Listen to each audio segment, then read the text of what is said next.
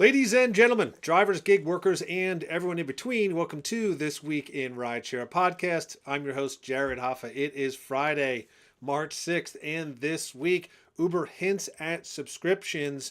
Rides are costing more, and a human caused a major issue for Waymo. As always, Legal Rideshare breaks it down.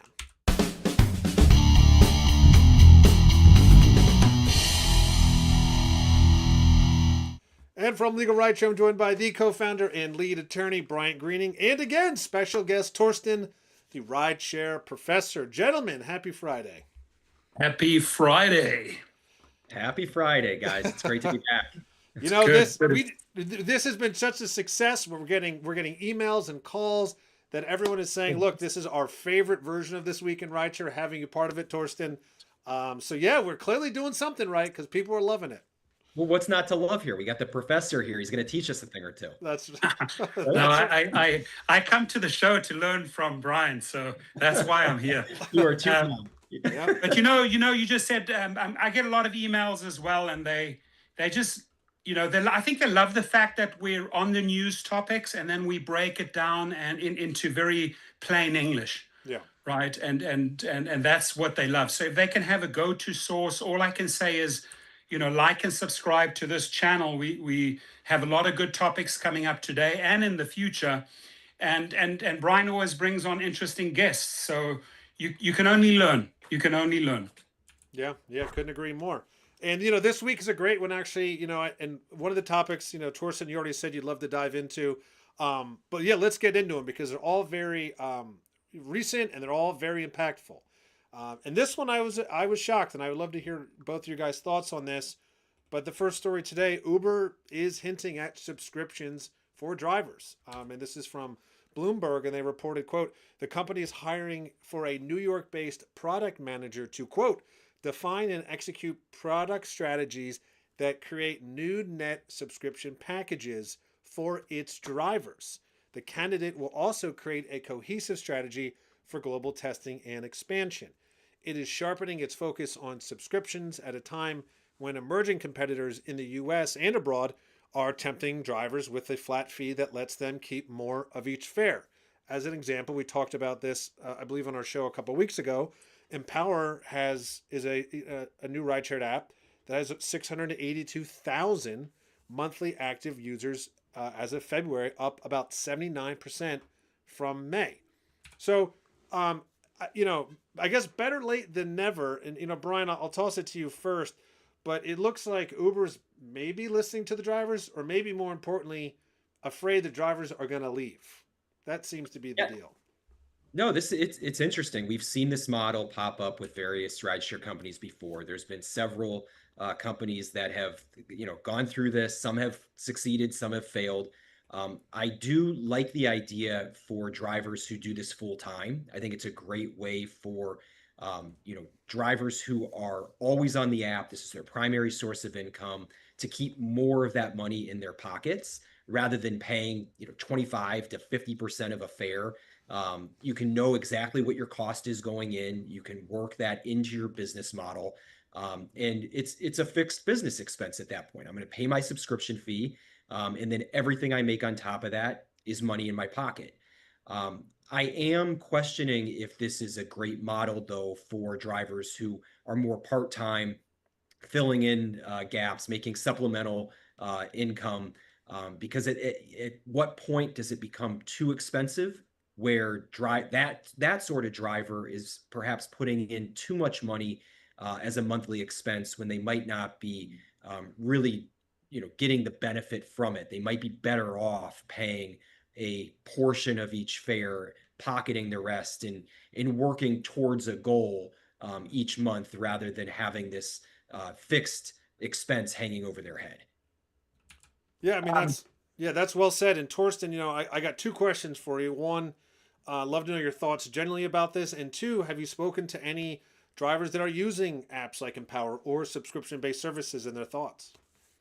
Yeah, no, I definitely have spoken to multiple drivers that are on the Empower platform. I also spoke to the CEO of Empower, who has tried to heavily recruit me in the past to bring in drivers. But, what I think what people can't ignore here, in one or two states, Empower has a lot of legal problems, right? They have their fines into the millions. Other states are allowing Empower to get away with this type of model, and it very much circumvents a lot of the insurance issues, because you're paying a subscription, you got to bring in your own insurance. And the way they are selling that to the state is, hey, you know what, we're just a hub facilitating trips for drivers that work on subscriptions. Now, when we hear Uber and subscriptions, a few months back, Uber got sued for a lot of money on Uber One, making it very, very difficult for customers, especially Uber Eats customers, to get out of that subscription. In fact, there were 22 different steps that you had to go through to get out of the subscription. So drivers know that. Drivers have learned from the past. They're a little bit allergic to this word subscriptions. I do not see the subscription model working for Uber in the United States. They've tested it in India. India is a very, very different market to the United States. It works in India, apparently. But I mean, right now, the way Uber is keeping the autonomous vehicle industry alive and growing it is through that 70-30 split, and taking 70% on every trip. So if we're looking at $100 black SUV trip, the driver will be getting $30-$35. The company takes $70 to $65. That's on one single trip. They will not be able to show the numbers to investors if they think that they could run a subscription model. And if they want to run a subscription model, they have to model it to the prices of these other companies like Empower, et cetera, right? So yeah, and if companies or startup companies are coming out and want to get a lot of drivers on board, that is a great way to do it. $25, $50 monthly, or maybe maximum $100 subscription fees. You'll get a lot of drivers into your system. But gradually, those companies also change their model over to a percentage split. I just cannot see it happening. What I think is very telling is, the job postings. I always love following those, because they're very, very telling as far as what Uber and Lyft are up to. So if you find a job posting that says, hey, we're looking for this and this candidate to manage subscriptions, oh, that's what they're thinking about. So we can sort of predict ahead what they might run a pilot project. I could see them running a pilot project in a city or two or a state or two. I cannot seeing them switch over to the subscription model when it comes to drivers. Yeah, you brought up a really good point. I completely forgot about Uber One, and that was a major issue. Bryant, you and I discussed that a long time ago on This Week in Rideshare. Yeah, and I definitely agree with you on pretty much all your points there, Torsten. It does seem like a pilot. Bryant, do you have any thoughts before we move on to the next story on it? The only thing I thought of, and it's a bit of speculation here, is just I wonder if eventually there's a subscription and a percentage that Uber instills. Like I'm wondering if maybe they try to charge drivers, $10, $20 a month to be on the platform, plus they take these ungodly percentages from the fares. And then it just becomes a revenue stream of drivers who are even inactive keep paying the $10 to $20 a month, and it's just collected like so many subscriptions that we know of. I think my family has two Amazon accounts that we're paying for, just because my wife and I aren't really communicating that well about that. You're right, exactly. Yep. So like, have this subscription model where they're just kind of dipping their toe into it, like what a revenue stream for them that costs them nothing to do. So again, totally speculation. I haven't seen anything like that, but I'm wondering if that's maybe where this is heading. Good point. If they roll that out, your traditional driver split plus a subscription, maybe the subscription buys you certain privileges or better splits. Really great for investors to show, we have X million people enrolled in this subscription model. I mean, it's easy to navigate, it's easy to grow, and I think you're onto something there. It probably would be a combination of both. Mhm. Yeah, yeah, that's a really good point too that I was not thinking about. So yeah, but I think both the guys are right on this. It could be a pilot. I think it could be a hybrid. And ironically, it actually really seems to coincide with the next story. And it really comes down to, again, we've been talking about it, and Tristan, you brought it up multiple times already: money and costs. And what we're Yeah. seeing right now is, and this is from Business Insider, that the cost of rides continues to increase. And so, Business Insider has reported here, quote, the prices that customers paid on these apps rose almost 10% in 2025, according to an annual report on gig mobility from data analytics company Gridwise. It found that the average price rose to $23.66 at the end of 2025, which is up from a little over $21. Now, in the same period, a majority of ride hailing customers, 60.4%, told Gridwise that they've reduced their usage of the apps due to price. That's a jump of 16.6% over 2024. I can tell you just personally, from 2024 to 2025, I've taken this a substantially less amount of Ubers and Lyfts than I did in 2023 and 2024, because the prices are all over the map. One Mhm. ride for the same place can be $10 or 32 at the same time, and Yeah. generally speaking, as this data is showing, it just keeps going up to a point where I'm just sort of like, I'll just skip the ride. Ultimately, maybe this is why Uber's looking at other options. Torsten, have you talked to any drivers about what they're hearing from passengers? I know passengers often voice to drivers their frustrations on the prices. So two things. The word that sticks out there is Gridwise. The CEO of Gridwise has consistently over the years, I've had many personal meetings with him, provided excellent stats that Uber and Lyft and DoorDash hate. I mean, they don't like the guy because he breaks it down. He collects real data. So you're getting this from a source that is 100% on the money, right? And he's putting it out there. And the fact is, like you already said, Jared, people are jumping ship. Or let's use my wife, for example. She landed just recently at LAX and Los Angeles International Airport, compared Uber to Lyft and said, what on earth is going on? You have never paid, for a regular Uber or Lyft, $180 back home. Let me look for an alternative. What was the alternative? To walk down to this little outside lot and grab a taxi, right, for 130. So yeah, people are following the pricing. People are comparing Uber to Lyft. But I think what Uber and Lyft have done with drivers, they will push you to that tipping point, to the edge, and see, okay, at what point, at what percentage, at what split do drivers start dropping out? Meaning, if you're taking more and more and more from me as a driver, and I have to compensate and put in more and more hours to make up that deficit, at some point you're burning me out and some people leave. And the same is happening now with riders. They're fed up. So yes, you'll see a strong reduction in trips taken. These are tough times right now. Gas prices and that are through the roof. Drivers have to do their math, and you know the riders are definitely price conscious.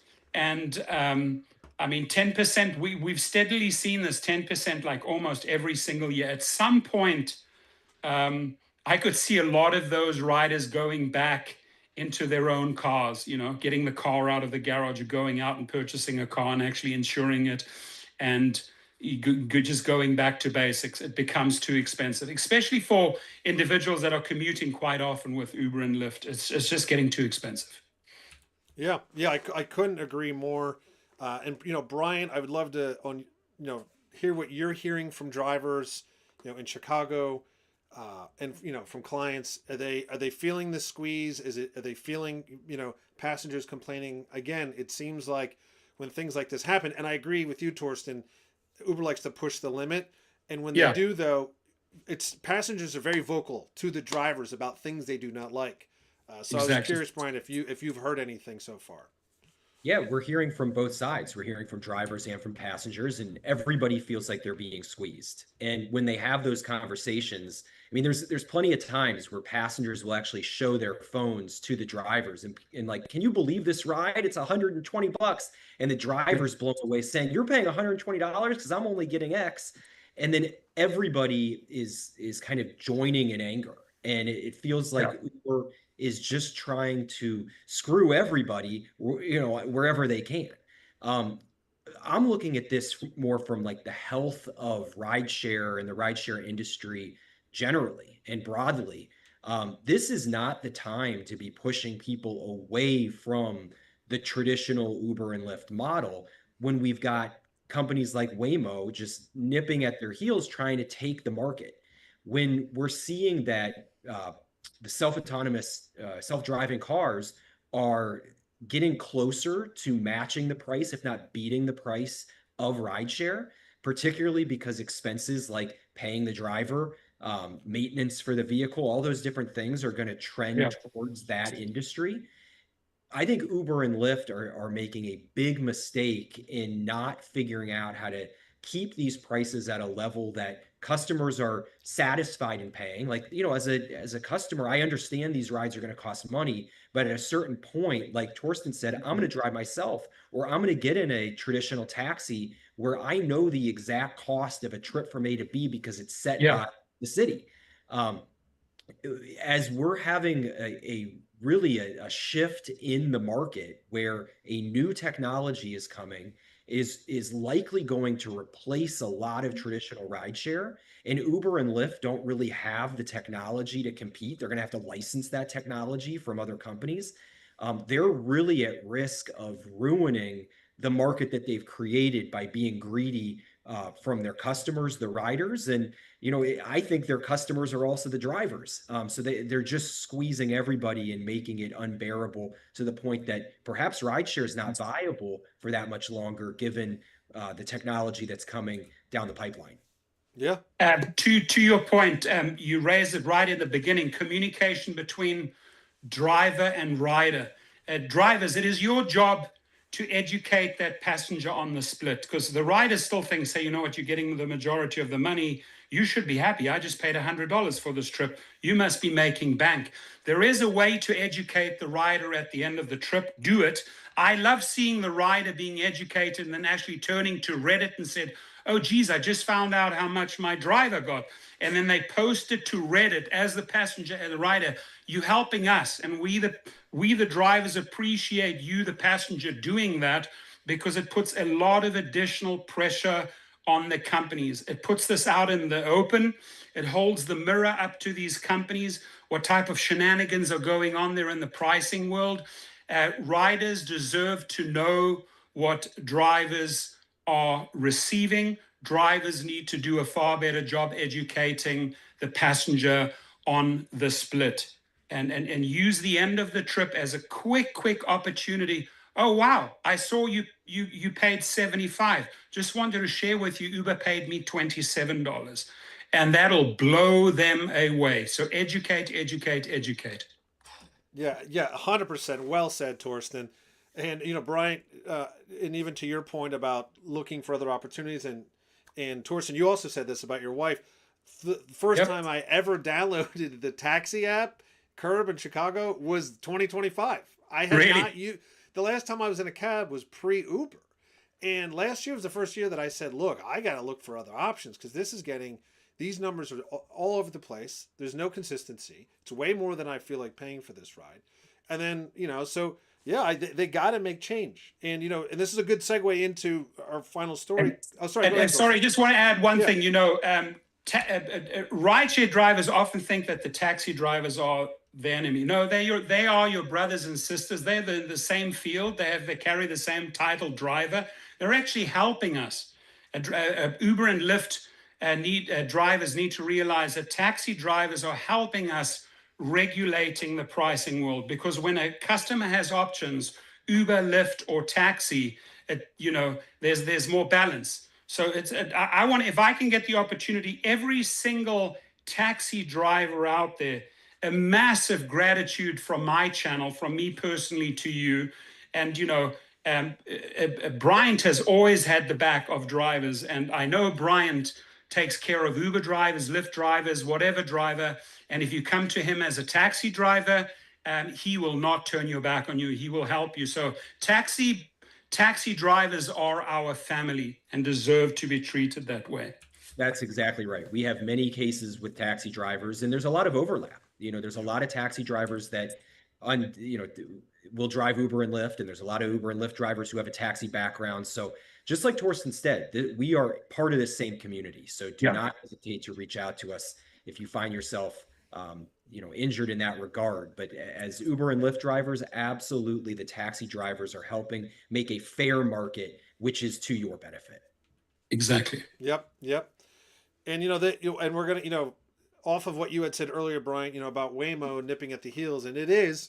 But as we know, Waymo still has issues, and ironically enough, the new issues that we had kind of discussed before the podcast are now being due to the humans involved with the Waymos, and this came from KXAN, where a human error caused a serious incident. And so they said, quote, when a Waymo autonomous vehicle in Austin contacted a remote assistant agent to ask if the school bus in the next lane over was signaling for drivers to stop, the agent wrongly replied no, according to a newly released report, which happened to be that the Waymo then blew through the school bus with the lights flashing and everything. So the video from January 12th shows the bus was displaying the red strobing lights at the time and had 2 stop signs sticking out.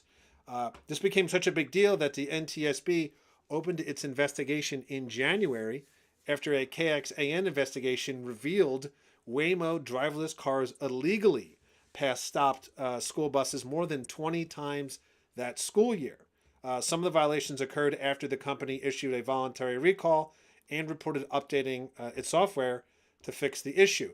The report also points out that it was only after the remote assistant agent replied no by accident to the car's prompt that it passed the bus signs. The NTSB said its ongoing investigation is examining all reported stop arms violations in Austin, including this issue. So we talked about this recently, I think on the last podcast with Brian and you, and I think also before that, I think Torsten, we talked about it with you. There's starting to become this new weird area, and I know you have a lot to discuss on this, Torsten, where the Waymo tech is in a gray area and sometimes needs human assistance, but the human assistance is getting is subpar, and now it's causing really potential issues, and they don't seem to have a solution for it. So yeah, I'd love for you to weigh in on that. Yeah, no, they don't have a solution for it yet, and the company is run by 2 co-CEOs, a guy and a girl. I've made several educational videos, just really putting them on notice. I mean, what influencers, what people really need to do is take a story and put it on blast. There were 1,429 Waymo accidents reported to the NHTSA between 2021 and November 2025. 117 of those were injuries. 2 of those were fatalities. They need to take their Waymo vehicles, and I'm talking about Waymo, Zoox, all of these guys. Go to Arizona, go to the desert, go out to Palm Desert, recreate your own little world and run every possible scenario you can before you want to engage in prime time. Prime time, putting these vehicles on the streets. Humans are not your test dummies. Humans are not guinea pigs. They're not ready for it yet. And Echo Park, car went out of control, hit 2 vehicles, almost hit a child. Santa Monica, 2 weeks back, Waymo hit a child. Austin, the school bus issue, not just in Austin. I've seen it live, how Waymo behaved in a school area. It was scary. And the cars were basically adjusting because they're, here comes a Waymo's through the school area when the kids are coming out. So they were used to seeing Waymo's, when the kids come out at 2:30 p.m. And the drivers had to sort of work around the Waymo. We as humans in real cars, real drivers, should not have to be careful and be on the constant lookout for these Waymos. Um, I have several personal stories when I'm driving private clients around where the car tried to overtake me and then accelerated up to 70, 75, 80 miles an hour in a 50-mile zone. And I said to myself, what on earth is going on here?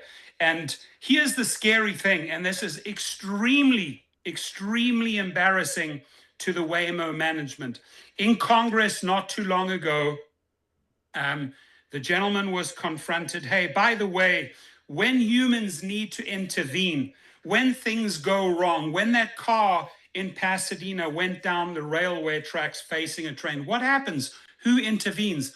We heard that you are employing people in the Philippines to take over these cars. This guy was dodging, ducking, and diving like a master champion around that question, but he was cornered and he had to answer. The truth is that a lot of these vehicles get operated by jobs in the Philippines overseas, not even local US jobs. They're shipping out the jobs at a fraction of the cost. And you tell me, has that a Philippine driver, he or she have they ever operated, have they driven a car through Hollywood or through any district in Austin, Texas? The answer is no. So they have a lot of work to do, and sadly, something big is going to happen.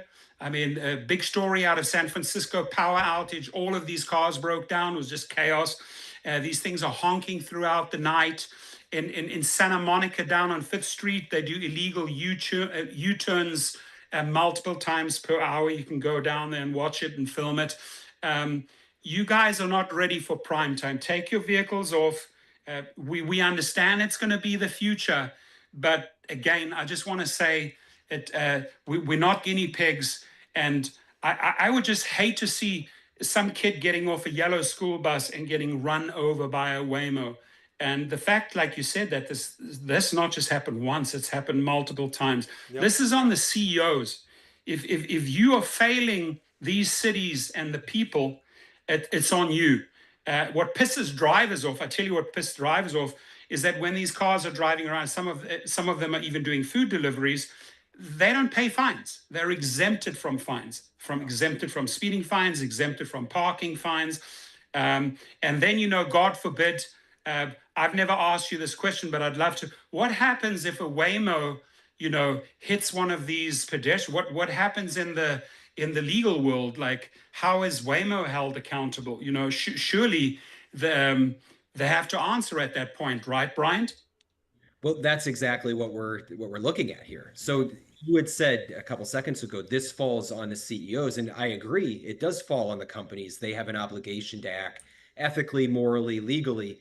But I also think it falls on our community leaders. It falls on the politicians to set these standards before these vehicles hit Correct. the streets. When Uber and Lyft came to town, a lot of politicians and city governments were flat-footed. They didn't know what to do. They didn't know how to respond. And Yeah. Uber and Lyft just steamrolled through and set the policies and the standards exactly how they wanted them to be. And it was too late once we realized really what happened for us to go back and change the rules. So we're at the very beginning of this in terms of Waymo and all the others entering our cities. We need our local politicians to set the standards and tell us what are the safety requirements that these companies need to meet before they get on our city streets. What are the rules in terms of how much insurance they need to carry? What is the tort law going to look like when these vehicles hit somebody and kill somebody, which they will do? How is that going to be litigated? Is that going to be like a standard car accident case where we go through an insurance policy? Or alternatively, is that going to be an expensive and long-winded products liability case that's going to take years and years and years and hundreds of thousands of dollars in order for an injured person to prove up the case and hopefully be compensated?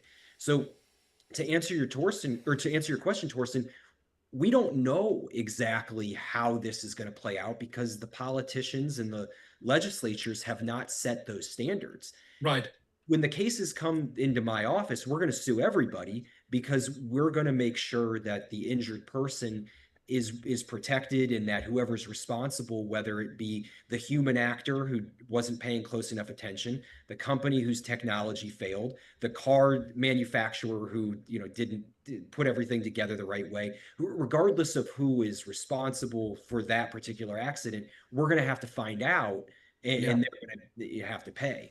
But it sounded when you were talking about get off our roads, you sounded like you had listened to our podcast before, because I've been saying the same things. Go out and set up these cities in the desert.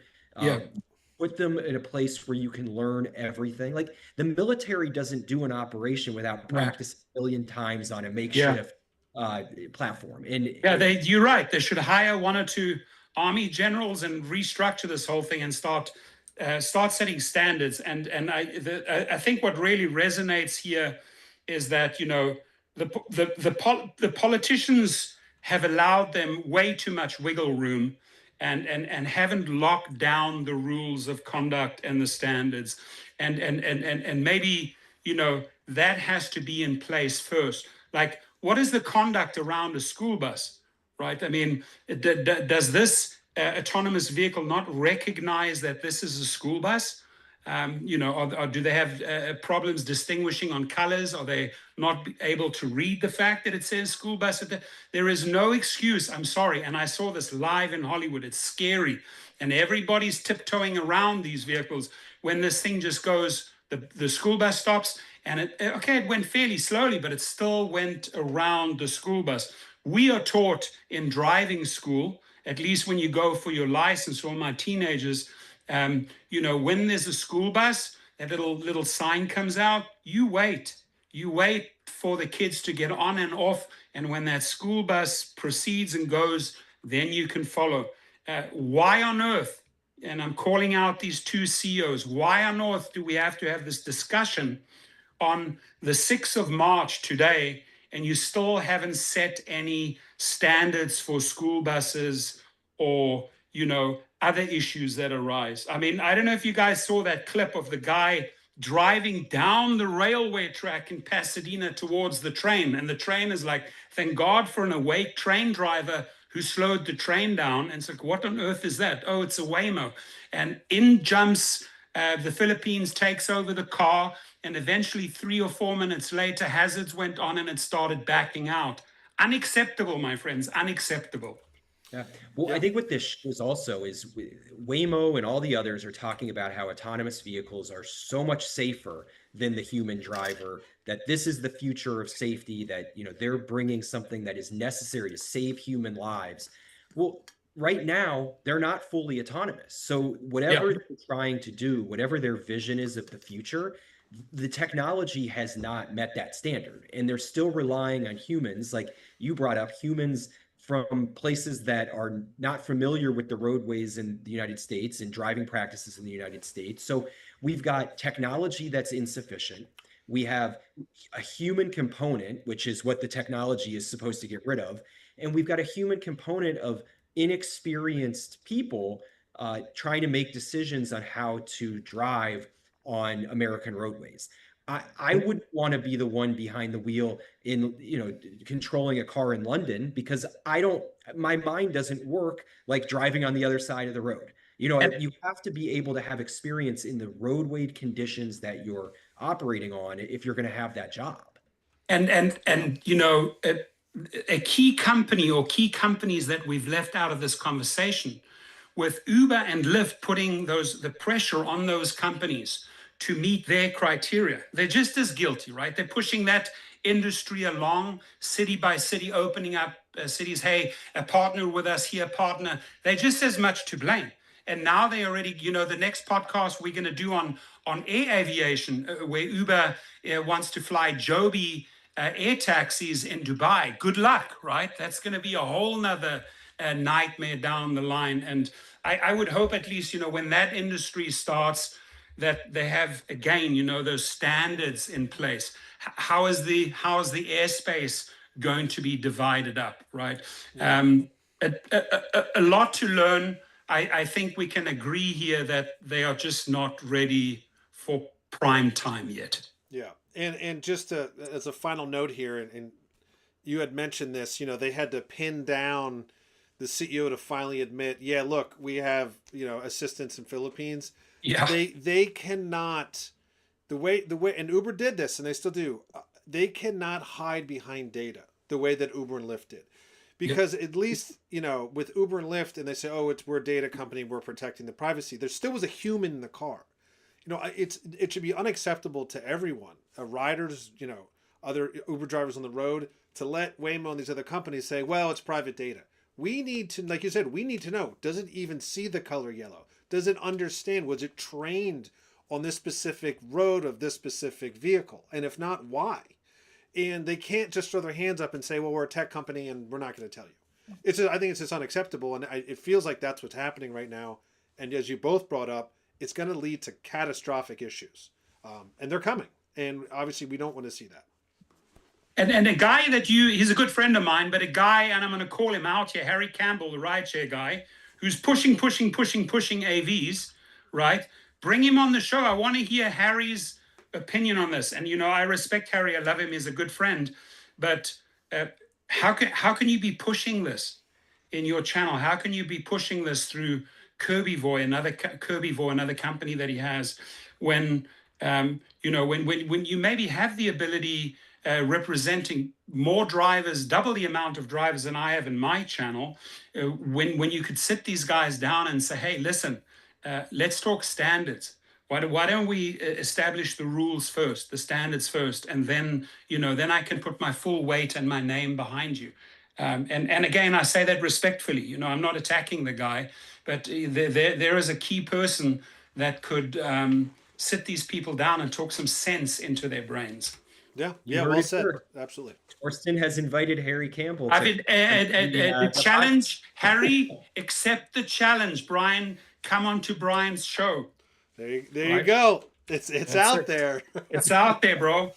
I love All right, it. do it. Well, And Sergio, yeah. you and Harry have to come on together. You got to sit side by side. So you got 4 faces on Brian's show. You got Jared, Brian, Sergio, and Harry. Oh, that I challenge you. I challenge you. It's not a challenge. It's a conversation. Let's all get together. Okay, good. Excellent. Cool. Well, I love it. Great conversation as always, guys. Yeah, that's the topics this week. And of course, I'd love to just give you the final say for both you guys. Torsten, thank you again so much. You're a rock star. Always bring the heat, which I love.